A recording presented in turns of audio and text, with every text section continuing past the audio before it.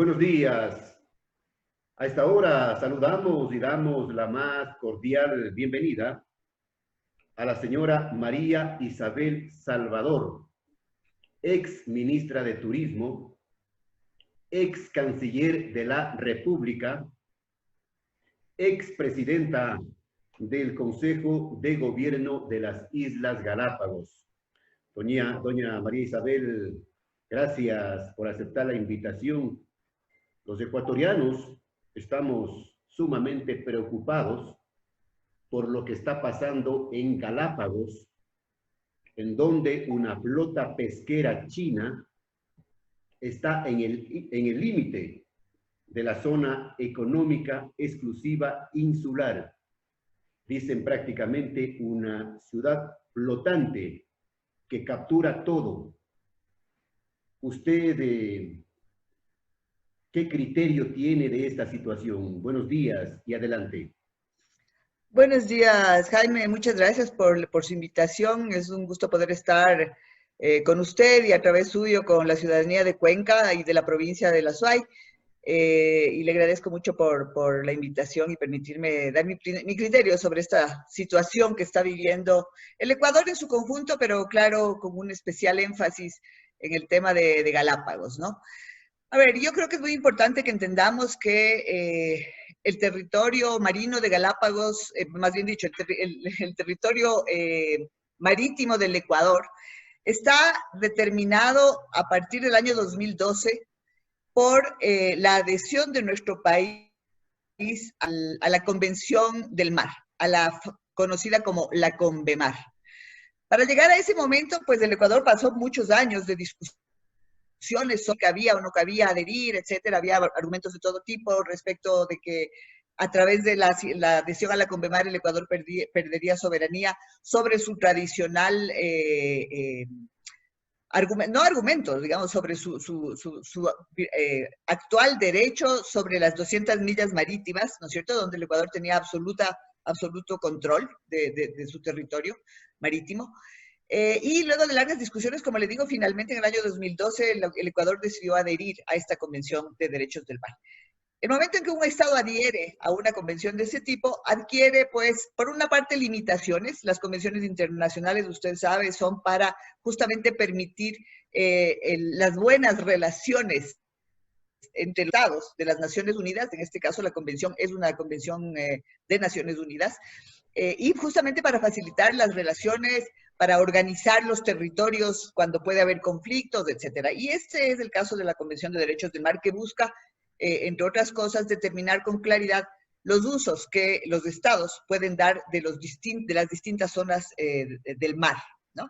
Entonces el Ecuador adherió a esta convención y la Convención de Derechos del Mar lo que establece básicamente en lo que estamos discutiendo, establece muchas cosas, pero entre las que estamos discutiendo está el tema de cuáles son los derechos que tiene el Ecuador sobre distintas zonas. Es importante, no sé si es posible que yo pueda compartir unas imágenes. Me gustaría poder hacerlo para que las personas que nos están mirando puedan ver de qué se trata esto. Lo que pasa es que soy un poquitín, veamos si logro hacerlo. No, es que usted me dice que usted me ha deshabilitado el screen share, el compartir pantallas. El que invita, usted me tiene que autorizar. Doña María Isabel, le pregunto, Ecuador nunca debió adherirse a esa convención porque de alguna manera estamos pagando las consecuencias ahora, ¿o cómo es del asunto? No lo creo así. Yo creo que el Ecuador, es decir, una convención internacional le da a uno, como le decía, una serie de, por un lado le pone ciertas limitaciones, ¿no es cierto? Es como la Constitución en el caso de los ecuatorianos. Por un lado le pone a uno ciertas limitaciones y por otro lado le da unos derechos que ejercer y también obligaciones, ¿no es cierto?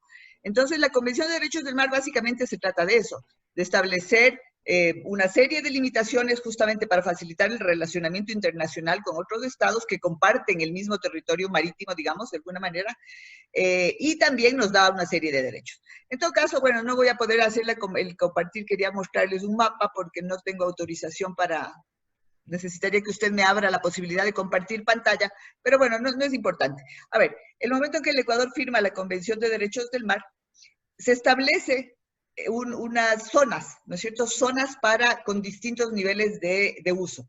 Tenemos hay que recordar que antes el Ecuador tenía un territorio, se hablaba siempre de 200 millas 200 marítimas, millas. ¿no es cierto? De las famosas 200 millas. Al adherir a la CONVEMAR, el Ecuador pasa a tener básicamente un mar territorial de 12 millas, a partir obviamente de sus líneas base, que son las fronteras, digamos, los límites continentales e insulares también. 12 millas de mar territorial, unas 12 millas adicionales que se les llama de mar adyacente, sobre las que el Ecuador tiene todos los derechos, digamos, y luego una extensión hasta llegar a 200 millas, ¿ya? Sobre esa extensión, desde el mar adyacente, digamos, hasta completar las 200 millas, el Ecuador tiene uso exclusivo económico, es decir, todos los recursos del mar y también del subsuelo marino son de uso exclusivo del Ecuador. Se llama la zona económica exclusiva. El tema es que el Ecuador tiene una ventaja interesante. Perdón, entonces, ¿qué sucede? Sucede que en el caso de Ecuador tenemos obviamente la zona continental, que es la que nos da estas 200 millas hacia el oeste, pero además tenemos las Islas Galápagos, ¿no es cierto? Y alrededor de las Islas Galápagos también existe exactamente los mismos criterios. 12 millas de mar territorial a partir de unas líneas base que se determinaron, las 12 millas adicionales de mar adyacente y alrededor de todo de esta zona, la zona económica exclusiva. Desafortunadamente sucede que entre el límite de la zona económica exclusiva de Galápagos y el límite de la zona económica exclusiva del Ecuador continental, hay una franja, ¿no es cierto? Una franja importante que es considerada digamos, zona internacional. Internacional. Exactamente. Allí está la flota pesquera china. Y es allí donde se encuentra en todo su derecho, porque hay que decirlo claramente, aquí no hay ninguna cosa de tipo ilegal, ¿no? La zona, ahora, también hay que ser claro, la flota no es únicamente china, sin duda la mayoría de barcos son chinos, pero ahí se encuentran barcos de otras banderas también, ¿no? ¿Por qué? Porque es una zona donde, de acuerdo con la CONVEMAR, ellos pueden estar haciendo sus trabajos y su faena de pesca, ¿no? Desafortunadamente el problema es que esto, claro, genera un impacto, porque se encuentran en la zona, justamente la zona del mar, donde se genera la mayor cantidad de especies marinas que llegan a Galápagos. A 12 millas de Galápagos. No. No. ¿La flota? Sí. No, la flota está a 200 millas de Galápagos. Está muy lejos de las islas y está inclusive fuera de la Reserva Marina de Galápagos. Eso es importante mencionar porque hay mucha confusión sobre el tema. Se dice que está pescando en Galápagos, que Galápagos está amenazada, que sí. Se ha hecho mucho ruido en torno a ese tema. Hay que hacer ruido en el sentido de que es necesario proteger la reserva marina y proteger aquellas especies que de alguna manera obviamente están siendo diezmadas al estar estos barcos pescando en una zona que es la fuente, digamos, o el origen de esta cantidad de especies, entre ellos el tiburón.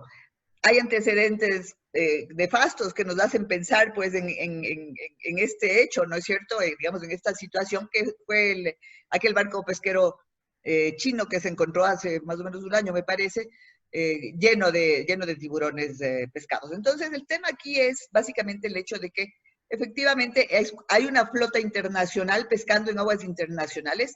Hay que decir con toda claridad, están fuera de los límites de nuestras zonas económicas exclusivas, tanto continentales como del archipiélago de Galápagos. Y el problema real es el impacto que tendrán sobre esas especies marinas que pues son migratorias y son las que alimentan obviamente la Reserva Marina de Galápagos. Entonces, el tema es qué soluciones hay, ¿no? La solución pasa necesariamente por el hecho de que al ser esta una convención internacional, ¿no? Requiere una gestión muy eficaz y muy eficiente de nuestra Cancillería, por una parte, para en el marco de la convención buscar mecanismos para que limitar de alguna manera, no el hecho de que estén pescando, porque como digo, eso es absolutamente legal, está en el marco de la convención, pero para evitar de alguna manera a futuro esta situación que efectivamente va a impactar de alguna manera en el futuro y en el presente también a la Reserva Marina de Galápagos. ¿Qué soluciones hay? Bueno, las soluciones no son tan fáciles. Oí el otro día un periodista que decía, es muy fácil, es cuestión de ir y hablar y en Naciones Unidas, y no es así. Las negociaciones internacionales son difíciles, son largas, porque hay muchos intereses en juego de los estados, ¿no es cierto? Sí, también hay intereses económicos, por supuesto, y ahí yo sí quisiera mencionar el tema de que, es decir, una primera solución sería una gestión inmediata, que entiendo yo que el gobierno lo está haciendo o trabajándolo ya, que es una negociación de tipo amistoso con China para pedirles que retiren la flota. Ahora, obviamente hay que entender que ese proceso puede ser complicado porque el Ecuador tiene muchos vínculos con China ahora que son como que comprometedores de alguna forma, ¿no es cierto? Y en la relación internacional hay que tratar de negociar entre iguales, o al menos tener los argumentos para poder, digamos, negociar adecuadamente. Es una posibilidad, hay que hacerla sin duda, no sé qué tanto se pueda lograr en ese Estas sentido. negociaciones le competen a la Cancillería Sí, la negociación bilateral con China, sí, necesariamente. Ese es un, directamente. sí, directamente. Eso es un trabajo entre cancillerías, a través de la embajada, etcétera. Ese es un espacio. Otro espacio, pero que es obviamente uno que va a tomar mucho más tiempo, porque es un proceso y que en realidad habría debido iniciarse desde el momento en que digamos, desde el momento en que se firmó la Convemar, en primer lugar, y luego desde que se establecieron ya todos los límites marítimos del Ecuador, en relación a Colombia, en relación a Costa Rica, en relación al Perú, quedó todo definido. A partir de ese momento, que me parece que fue en el año 2015, por ahí, o 2016, no recuerdo exactamente, el Ecuador tenía que haber empezado a trabajar muy fuertemente en lograr algo que es una condición única que tiene el Ecuador, gracias a la existencia de Galápagos y gracias al hecho de que Galápagos es ecuatoriano, ¿no es cierto? Eso nos da la posibilidad, la verdad que me da mucha pena que no puedo compartir la imagen porque ahí se ve claramente de lo que voy a explicar. Las Islas Galápagos es un archipiélago volcánico, ¿no es cierto? En el suelo marino se encuentra una cordillera, ¿no es cierto? Conocida como la cordillera de Carnegie. Esa cordillera, las Islas Galápagos son las puntas o las cimas de los volcanes de esa cordillera. Y esa cordillera se extiende desde donde están las islas hacia en este caso, el este, de occidente, digamos, de oriente, de oeste hacia el este, es decir, hacia el continente, ¿no es cierto? Se extiende esta cordillera de Carnegie. Esa cordillera de Carnegie podría ser una herramienta que permita al Ecuador. Obviamente se requieren estudios técnicos, análisis del suelo submarino, mucha cosa tecnológica además, pero sobre todo muchos estudios y mucha capacidad de gestión. Podría ayudar al Ecuador a determinar que todo ese territorio a lo largo de la cordillera de Carnegie, me refiero a la zona al mar, ¿no es cierto? Lo que está sobre la cordillera de Carnegie, sea entendido como territorio del Ecuador, ¿no es cierto? Hay una confusión, mucha gente, inclusive yo en algún momento mencioné el tema de la extensión de la plataforma continental. No se trata de la extensión de la plataforma continental porque, como ustedes saben, a lo largo de toda la costa pacífica está la falla, aquella gran falla, ¿no es cierto? Y frente a nuestras costas la placa de Nazca, ¿no? Que es parte de esta falla. Entonces, al existir la falla no hay plataforma continental, es decir, la plataforma del continente no se extiende, sino que se corta, ¿no? Por la falla. Pero la cordillera de Carnegie, en cambio, es la otra placa que es la que se hunde bajo la placa de Nazca, y esa cordillera sí nos puede ayudar a lograr que ese territorio marítimo o marino sea del Ecuador, porque están conectados, interconectados indirectamente o más bien directamente, la cordillera de Carnegie con el continente ecuatoriano. Entonces, este trabajo obviamente requiere mucha dedicación, mucho esfuerzo, es algo que habríamos debido empezar a trabajarlo desde el año en que adherimos a la Convemar, Hay que recordar que desafortunadamente ha habido procesos de desinstitucionalización, de cambios de la institucionalidad. Recuerdo que se creó la famosa Secretaría Técnica del Mar en el 2011, se creó, pero luego, me parece que a finales del 2014 o 15, o tal vez a finales del 15, se decidió desaparecer la CETEMAR. ¿Usted cree, doña María Isabel, entonces que el Ecuador no ha hecho mucho para avanzar en estos temas? Creo que desafortunadamente han faltado esfuerzos. Es importante mencionar que la CETEMAR era el organismo que iba a controlar básicamente, o que iba a regular o a generar la política pública en relación a nuestra riqueza marítima, ¿no? Y desafortunadamente desapareció la CETEMAR, y hay que recordar que la CETEMAR estaba conformada por varios organismos especializados, entre ellos la Armada. También hay que recordar que antes de la existencia de la CETEMAR, quien controlaba los mares y quien era el dueño del mar era la Armada Nacional. Cuando desaparece la CETEMAR sucede lo mismo. La Armada vuelve a ser la que genera y controla en general, obviamente en coordinación con algunos, según el tema, con otros órganos como el Ministerio de Ambiente. Pero era una obligación del órgano que fuera el responsable de trabajar en estos temas. Y desafortunadamente no se ha hecho.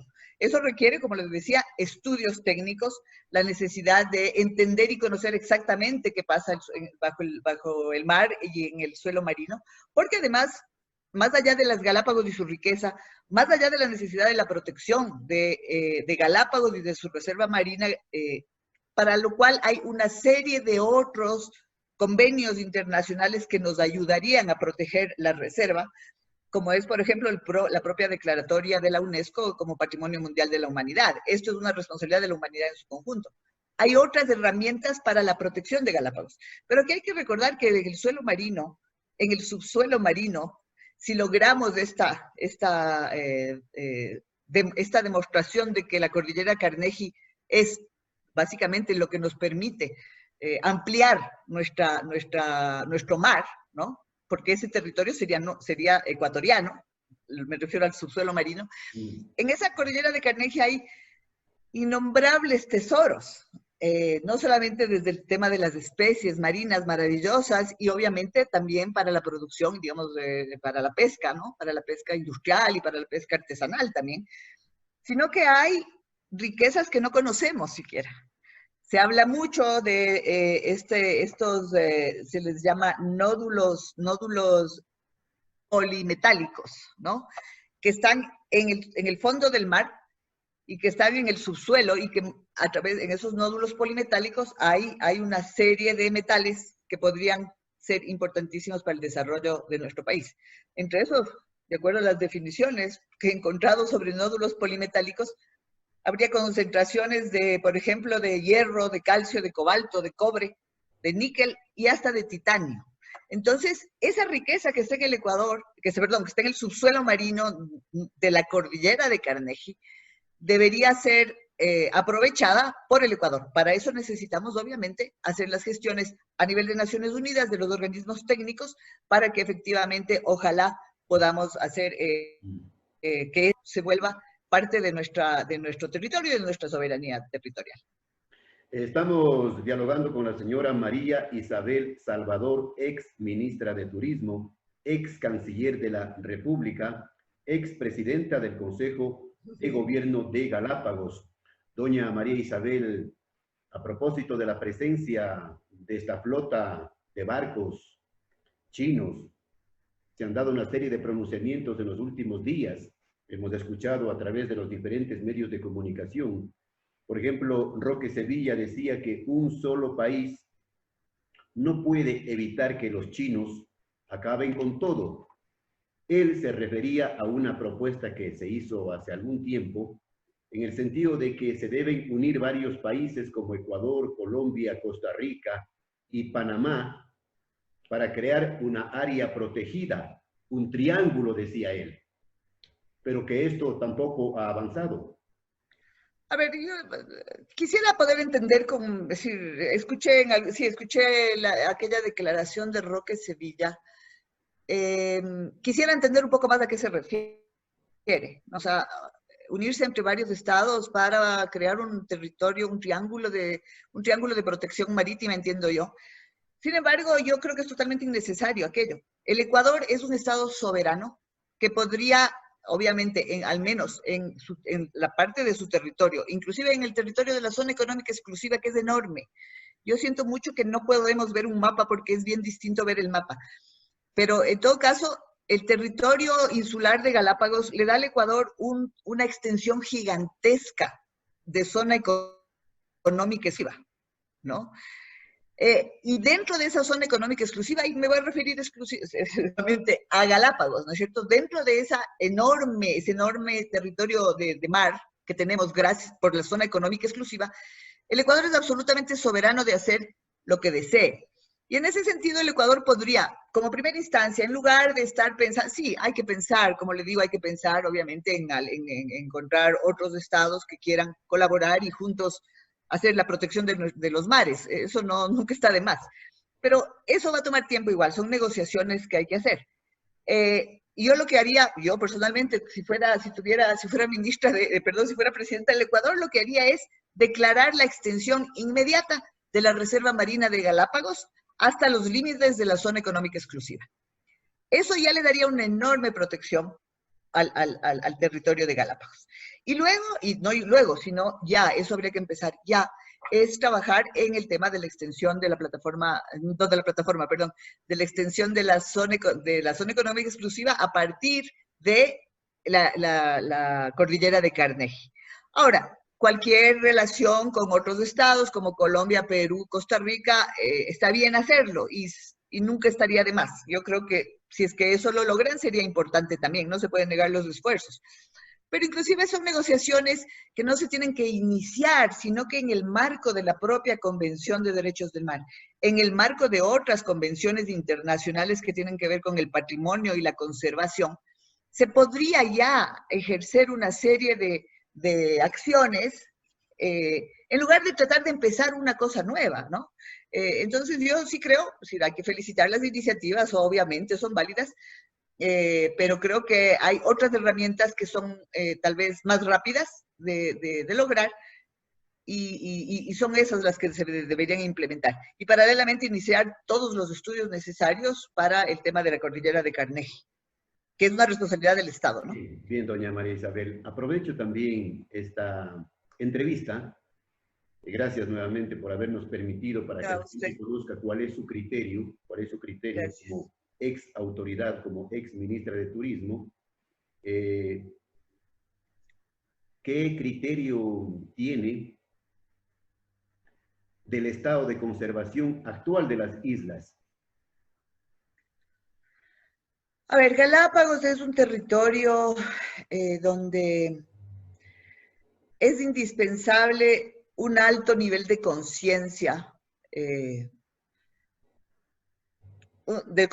general, ¿no es cierto? Y obviamente un alto nivel de conciencia sobre su conservación.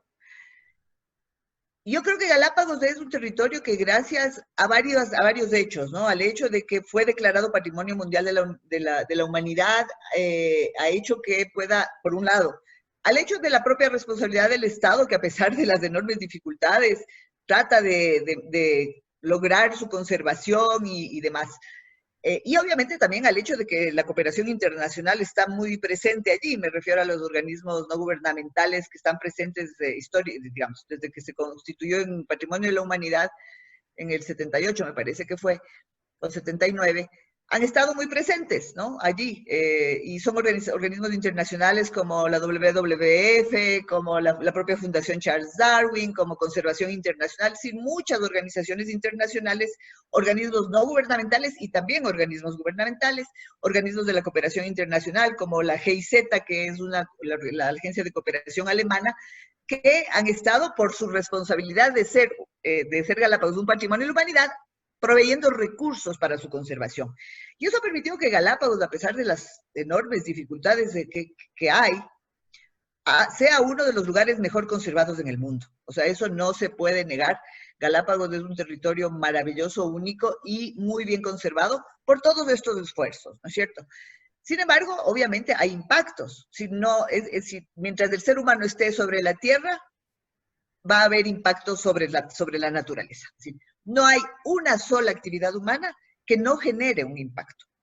hay casos como el de Galápagos donde ese impacto debe ser minimizado y por eso se han generado, y esa es una de las cosas que el Estado tiene la obligación, normas, leyes exclusivas para Galápagos, como es la ley de Galápagos, como es el sistema de gobierno, el régimen especial de Galápagos y muchas otras normativas. Desafortunadamente, como sucede infelizmente, diría yo, en el Ecuador, las normas y leyes no siempre se cumplen y obviamente generan impactos importantes. A eso iba doña María Isabel, porque ¿qué pasó durante los 11 años del correísmo, donde se denunció que se echó al tacho de la basura esa conservación?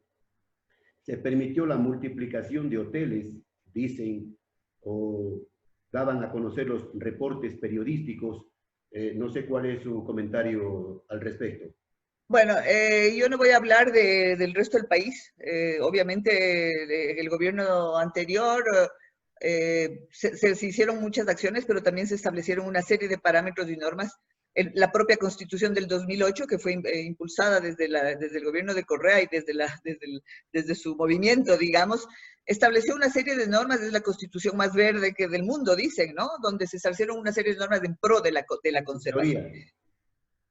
Obviamente, porque la norma constitucional establece lo general y hay que declinarlo en normativa secundaria y obviamente hay que ejecutarlo. Desafortunadamente, bueno, no voy a entrar en la discusión sobre el tema del tipo de desarrollo que busca el Ecuador, el desarrollo que explota, que usa los recursos de la explotación de los recursos naturales o aquel que conserva. Eso es inviable e imposible. Es decir, no se puede tener extremos, o todo explotamos o todo conservamos. Eso no es posible si es que queremos que el Ecuador tenga un desarrollo. Lo ideal sería poder encontrar una forma en que se puedan combinar las dos cosas y se haga una explotación muy responsablemente hecha, pero pretender que no se explote nada y que se conserve todo prístino, eso también es totalmente inviable. Pero bueno, ese no era el tema. Yo fui presidenta del Consejo de Gobierno de Galápagos cuando empezaron las famosas declaraciones y las famosas denuncias de que se estaban construyendo hoteles 5 estrellas en Galápagos. Y yo tengo que rechazar frontalmente aquello, porque cuando yo fui presidenta del Consejo de Gobierno de Galápagos, más bien se establecieron normas, porque el Consejo de Gobierno de Galápagos tiene la potestad de dictar normativa para el territorio insular, donde normas muy claras, muy exigentes por primera vez en la historia de Galápagos, para justamente la construcción, no la construcción, sino para primero el otorgamiento de permisos para instalación de nuevos hoteles, y una vez que eso solo se entregaban esas autorizaciones si es que el proyecto incluía una serie de requisitos y parámetros muy exigentes, justamente en relación a la conservación, pero no solo a la conservación de la naturaleza, sino a temas de tipo social, porque en Galápagos hay un conflicto importante entre conservación y las necesidades sociales de sus habitantes. Entonces, lo que usted mencionó no es verdad, y lo digo con esa porque yo soy la persona que impulsó esa normativa. Pero ¿hubo o no hubo presiones políticas en aquel Yo no recibí presión política de nadie. No, nunca. Yo lo puedo decir, no recibí presión política de nadie. Y en ese tiempo era mi director de asesoría jurídica y luego fue el secretario técnico del Consejo de Galápagos, el doctor Franklin Buccelli, que usted conoce, un abogado ilustre, me atrevería yo a decir, un tipo recto, un tipo honesto, muy apegado a la norma, como debe ser, y con él trabajamos justamente en establecer esa normativa. Además, el conocedor de Galápagos, estuvo varios años en Galápagos haciendo justamente trabajando en el Parque Nacional Galápagos. Ustedes le conocen, ahora está en la defensa del Parque Nacional Cajas por estos abusos que han existido en relación a permisos que se han otorgado para construcción y ampliación supuesta en fin, usted conoce mejor ese tema. Y con Franklin, la verdad, hicimos un trabajo increíble y obviamente con un equipo técnico que teníamos, justamente para evitar la construcción de grandes hoteles y de los famosos 5 estrellas que decían. Y si usted va a ver ahora, no hay hoteles 5 estrellas, ¿no? Entonces sí creo que a veces la política hace que se digan cosas que no son. Claro, Y de hecho, inclusive... porque se decía inclusive que una de las beneficiarias de estos grandes hoteles fue la hermana del expresidente Correa. Hay muchas cosas que se dicen, ¿no es cierto? Hay muchas cosas que se dicen, pero uno tiene que ser, y en ese sentido yo sí, sí me atrevo a decir, uno tiene que ser tan responsable que no puede repetir aquello que no haya sido verificado. Y yo estoy segura que la señora Correa, Pierina Correa, no tiene ningún hotel en Galápagos. Y si es que tiene, que lo demuestren. O sea, si es que alguien cree que lo tiene, hay que demostrarlo. Uno no puede lanzar. El problema allí es que hay contenidos de tipo político, o hubo contenidos de tipo político.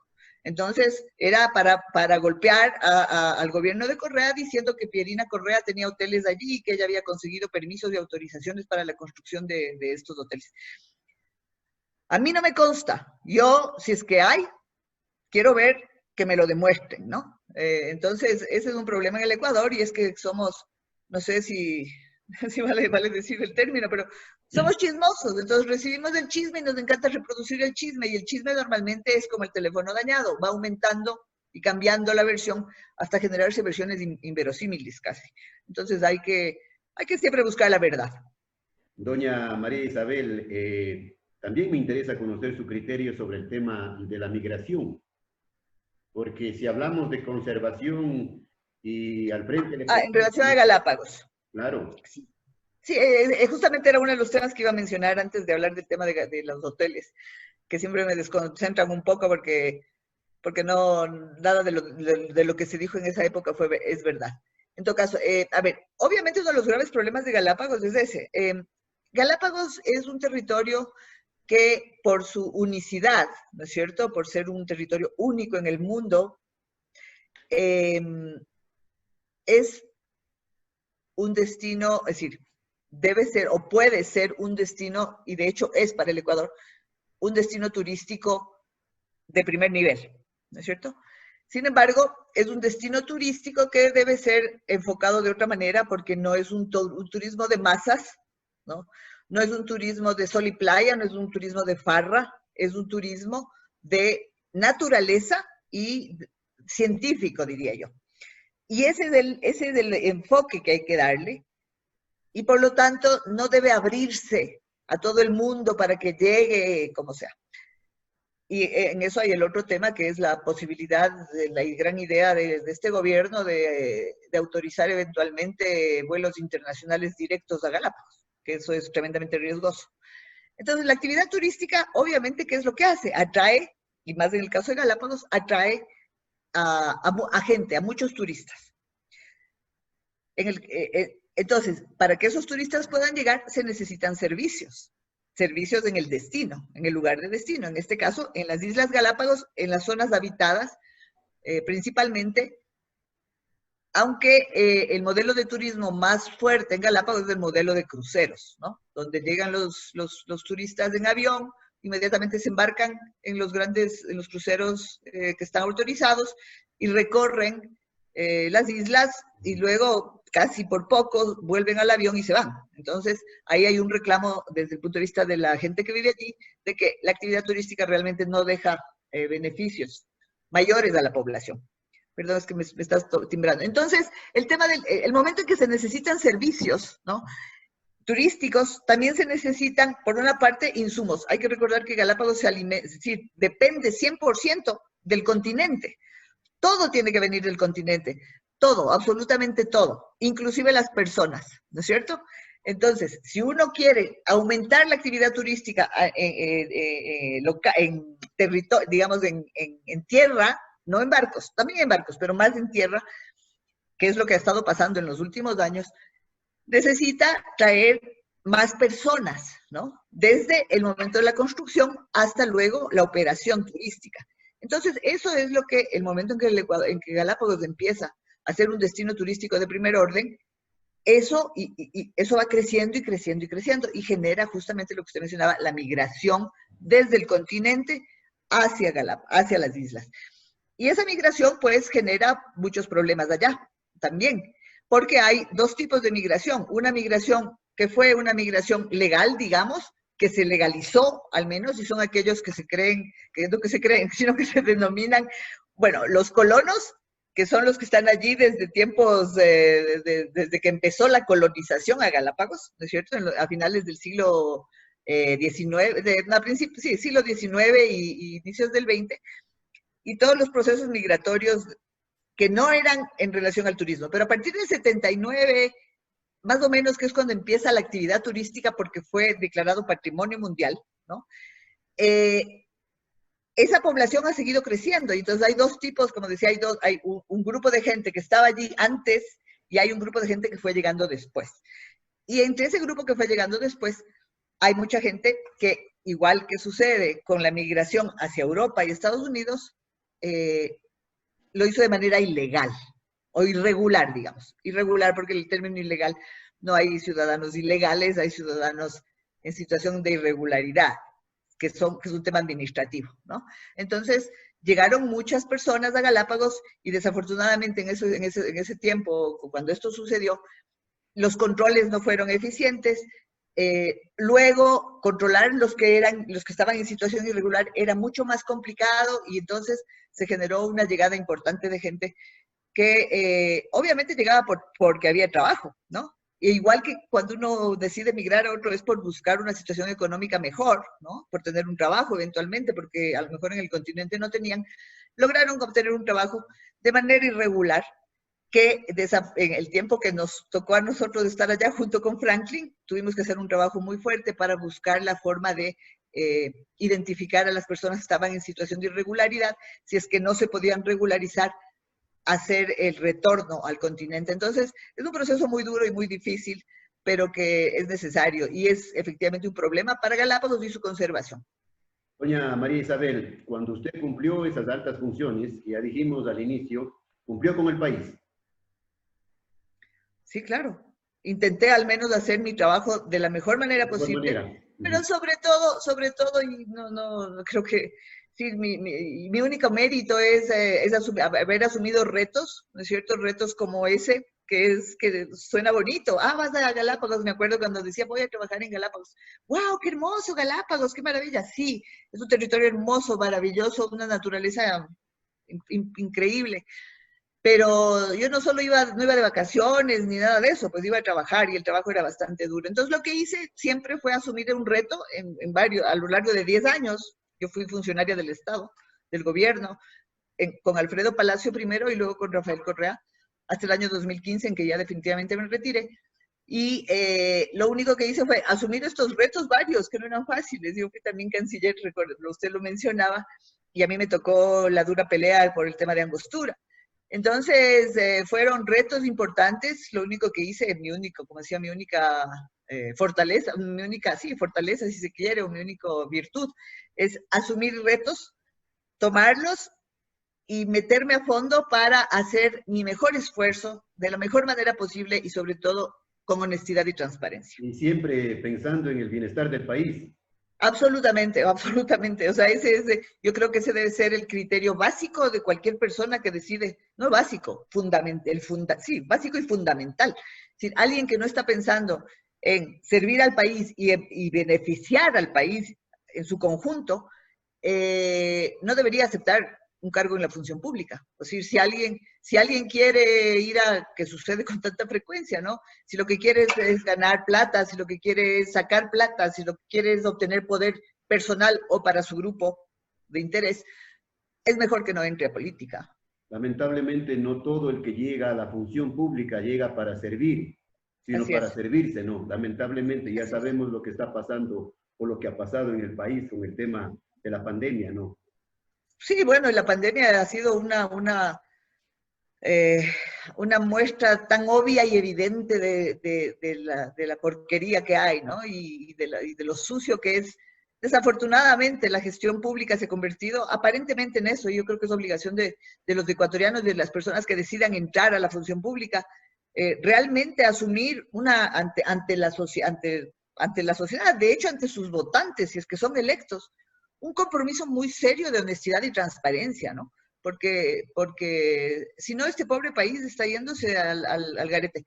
Más allá de que además hay muy malos funcionarios públicos, no hoy, siempre, Históricamente hemos tenido buenos y malos, Bueno, pero creo que el tema de ser recto y honesto y estar al servicio del país es la clave. bueno, cuando están en campaña, usted sabe, y conocemos los ecuatorianos, ofrecen todo eso, ¿no? Manos limpias, honestidad, en fin, pero cuando llegan la cosa cambia. Creo que no se debe generalizar, ¿no es cierto? No, Y no se debe generalizar, obviamente, sí.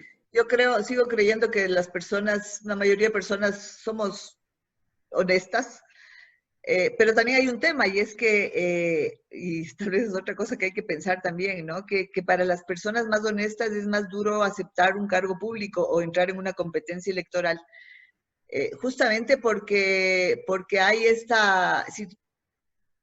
sobre todo en estos tiempos, ¿no? Con las redes sociales, del Twitter y la vaina, este ataque brutal al funcionario público como que fuera una generalidad que todo funcionario público es corrupto, y eso no es verdad. Hay cientos de miles de funcionarios que trabajan su día a día para ganar su trabajo y hacen su trabajo bien. Hay muchos también que solo están ahí sentados calentando el banco, digamos, como se dice, pero no se debe estigmatizar al funcionario público por ser funcionario público. Hay que identificar a los malos elementos y hay que sancionar hay que en el identificar marco de la ley. y sancionar. Exactamente. Y eso es lo que espera el pueblo, ¿no? Sanciones Así es. para los funcionarios que no ocupan su cargo de la manera más transparente. Sí, pero con una justicia justa, con una justicia igual para todos, no solo para unos a los que les, inclusive armando procesos muy extraños, les llegan a sentenciar, mientras hay otros sobre los que hay denuncias y ni siquiera se ha avanzado la denuncia. Vuelan y vuelan. Y vuelan, claro, y Jugan. vuelan, así es. Una justicia que mida a todos con la misma vara. Exactamente, es que eso es la justicia. La justicia no puede ser ay, porque es mi amigo, o porque es mi pana, o porque me cae mal y le odio, le voy a hacer pedazos, o le voy a beneficiar. La justicia es justicia para todos igual. Y muchas veces la justicia, lamentablemente, se hace con cálculos políticos. Totalmente, así es, así es. Y ahora en estos tiempos, debo decirlo, es mucho más evidente aquello. Para terminar, doña María Isabel, leí su comentario sobre el tema del Cajas, Sí, donde, comenté algo. donde el cuerpo de bomberos, mediante un convenio con el municipio y con el Ministerio del Ambiente, está construyendo una estación de bomberos en la laguna de Irincocha, junto a la laguna. Un mensaje suyo, por favor. Bueno, no conozco el tema al detalle, tuve la suerte de escuchar, como le comentaba hace un momento, al doctor Buccelli en su argumentación jurídica, ¿no es cierto?, sobre estos abusos que ha habido por parte de autoridades que son las primeras llamadas a proteger y conservar y respetar la norma, ¿no? No, aquí no se trata simplemente de que porque me da la gana y porque quiero voy a construir esto allí o porque necesito, inclusive a lo mejor es una necesidad, pero hay normativa establecida y hay leyes que hay que respetar. Y sí llama mucho la atención, digamos, me preocupa mucho porque en realidad el Parque Nacional Cajas es uno de nuestros más importantes patrimonios naturales. Tesoro. Eh, es un tesoro maravilloso, es decir, hablamos con mucha frecuencia de Galápagos, ¿no? Sí, porque Galápagos es esta cosa, ¿no? Un poco, ¿no? Pero el Cajas es algo también fantástico, maravilloso, un sitio de una diversidad y que hay que conservar, sobre todo por el tema del, no sobre todo, entre otras cosas por el tema del agua, ¿no? Esta esponja que recibe y conserva las fuentes de agua, que son claves para la ciudad de Cuenca, ¿no es cierto? Y para otros territorios adyacentes al Parque Nacional. Entonces, yo creo que, es decir, más allá del hecho de protestar y tal, si es que hay argumentos legales, esos argumentos deben plantearse. E insisto, aquí no se trata de atacar directamente a las personas porque me caen mal. Aquí hay que aplicar la ley, la normativa y la constitución. Y en ese marco, resolver lo que corresponda. En todo caso, es tremendo que hayan avanzado, además que con subterfugios, con mentiras, diciendo que no, que es una pequeña cosa y total resulta que es una cosa enorme. Es decir, no conozco el detalle, realmente no he estado allá en Cuenca últimamente. Estuve hace un año, ¿no? Bueno, pero con la pandemia, bueno, ya volveré, Dios mediante, porque además es una ciudad que amo mucho, la provincia, obviamente tengo mi origen materno allá y esa provincia y esa ciudad son parte de mi vida, pues. Y además viví un año allá y Y claro, los problemas de Cuenca y de la SUAY son, lo siento, un poco míos. Entonces, es muy importante que se usen los argumentos de la ley para actuar según corresponda y hacer que se cumpla la normativa, ¿no? Y que los responsables respondan. Esa es la clave. Le comento que se están presentando ya las respectivas demandas penales, ¿no? Escuché eso al doctor Buccelli, efectivamente. Claro, si es que hay argumentos legales, hay que usar los argumentos legales. Es decir, a ver, todo lo que uno hace no puede lanzar cosas sin tener justificaciones, primero, y sobre todo acusaciones de tipo, si es que hay argumentos, hay que usar la ley, hay que usar la norma, es lo único que nos ayuda. Y ojalá la justicia actúe, como usted bien decía, de manera adecuada y de manera, es decir, de manera justa, pues, o sea, con la aplicación real de la ley, porque también hay casos donde no siempre sucede. Y yo creo que la ciudadanía de Cuenca y de la SUAY tiene que respaldar estas acciones en el sentido de que es básicamente proteger un tesoro que es de todos los cuencanos, de todos los azuayos y de todo el país, finalmente. Entonces, ojalá que no sea una lucha en vano y que la justicia actúe como debe actuar. Bien, gracias, doña María Muchas Isabel. gracias a usted, se alargó la entrevista. Concedido esta importante entrevista. Desde siempre y hasta siempre. Muchas gracias, un abrazo y saludos a toda la gente que nos escuchó.